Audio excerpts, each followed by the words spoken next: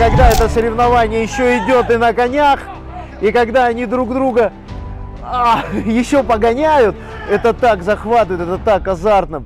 Замечательная игра, мне очень нравится.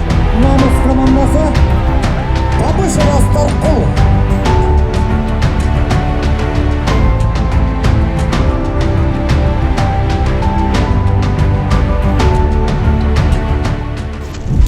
Мен Русланов Дастан, Нарын обласының Аққұла районына қарасты Жорықмай айылында 2-ші жылы жарық дүниеге келгем.